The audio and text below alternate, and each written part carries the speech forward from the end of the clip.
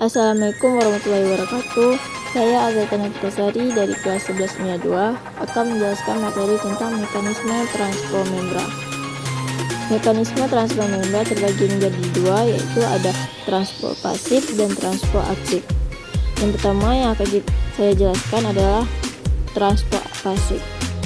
Transfer pasif merupakan transfer ion, molekul, dan senyawa yang tidak memerlukan energi untuk melewati membran plasma.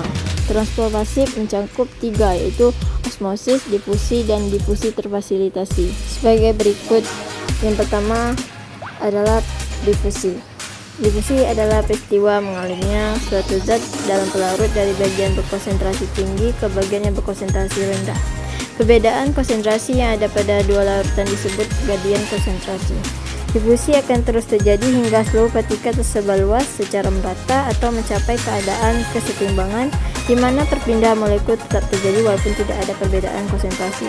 Contoh yang sederhana adalah pemberian gula pada cairan tawar, lambat laun cairan menjadi manis. Yang kedua ada osmosis. Osmosis adalah kasus khusus dari transfer pasif, di mana molekul air berdifusi melewati membran yang bersifat selektif permeabel. Dalam sistem osmosis dikenal larutan hipertonik, larutan yang mempunyai konsentrasi terlarut tinggi. Larutan hipotonik, larutan dengan konsentrasi terlarut rendah. Dan larutan isotonik, dua larutan yang mempunyai konsentrasi terlarut sama. Yang terakhir, difusi terfasilitasi. Difusi terfasilitasi adalah difusi yang dibantu oleh protein kontransfer atau protein pembawa atau dengan saluran protein. Lanjut ke transfer aktif. Transfer aktif adalah proses perpindahan zat melalui membran sel yang memerlukan energi, biasanya dalam bentuk ATP, untuk memindahkan molekul atau ion melawan gradien konsentrasi.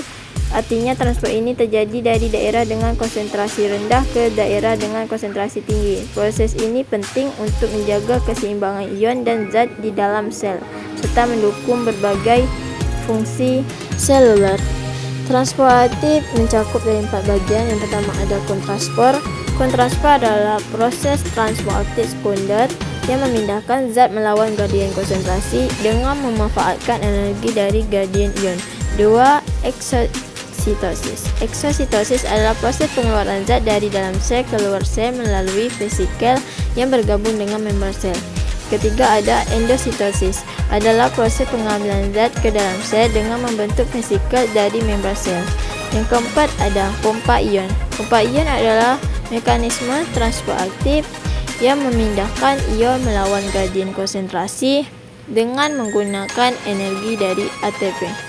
Contohnya adalah pompa natrium kalium yang mengeluarkan natrium Na dan memasukkan kalium ke dalam sel. Penting untuk menjaga keseimbangan ion dan potensi membran. Berikut adalah proses osmosis dan difusi. Gambar tersebut menggambarkan osmosis, perpindahan air melalui membran, dan difusi, perpindahan partikel dari konsentrasi tinggi ke rendah.